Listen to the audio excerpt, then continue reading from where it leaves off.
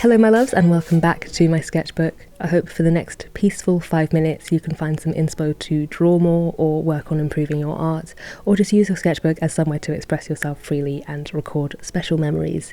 Today I am trying another limited palette experiment. I decided to paint a beachy scene and a deer to really test these colours in the kind of work that I would like to be making with them. I'm using Holbein and De La Rowney gouache in this handmade sketchbook from Sketchbook Co.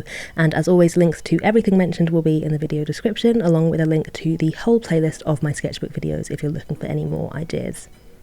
After my first time trying the Zorn palette, which is yellow ochre, cadmium red and ivory black, I said in that video that I liked the warm and muted colours that it gave me, but I was really missing blue in my landscape paintings. I also wasn't a huge fan of how the black dulled down skin tones in my most recent sketchbook video, so I wanted to shift things around a tiny bit and try my own combination of colours. To come up with this palette, I started with limited palettes that I'd already used and tried to figure out where they were falling short for me and what I could do to improve that for my specific needs. So from looking at the lack of blue in the Zorn palette, I started thinking of swapping it for Prussian blue, which would create something like another palette that I use quite regularly of Prussian blue, alizarin crimson and yellow ochre. The issue that I have there is that it actually ends up quite saturated in colour, and I wanted to see if I could naturally achieve a more muted look. So instead I decided I would switch out the black for Payne's Grey, which is closer to black but has a much cooler undertone. The red I use is also quite bright when it comes to mixing pinks and things, so I switched that out for a brown. For this time I thought I would start with burnt sienna since it's still quite red, just a bit less vibrant, and it should mix well with the other colours. Then I love yellow ochre. I just got a fresh tube of it because I get through it almost as quickly as I get through white. But it just wasn't working when I wanted to mix nice greens. My favourite greens are mixed with a bright yellow and a black, so I thought with Payne's Grey as my black, I decided to substitute in cadmium yellow and see how that went. Letting go of yellow ochre was tough though.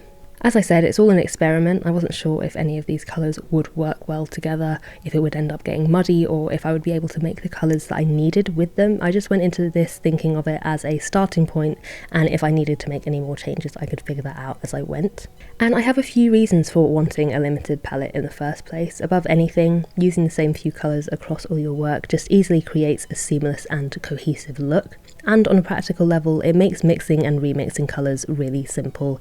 It creates a portable setup for you, so even though we're not really going out at the moment, even just for the studio, I can get myself set up for a painting really quickly, knowing exactly what I'm going for every time. It just simplifies things for me in a way that I really like, and there's flexibility to build on that basic foundation whenever I need to if I want a specific colour in there for any particular painting.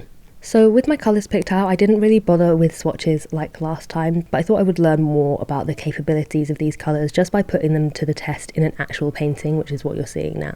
So these colours worked really well together. The Payne's Grey was a great substitute for both black and blue.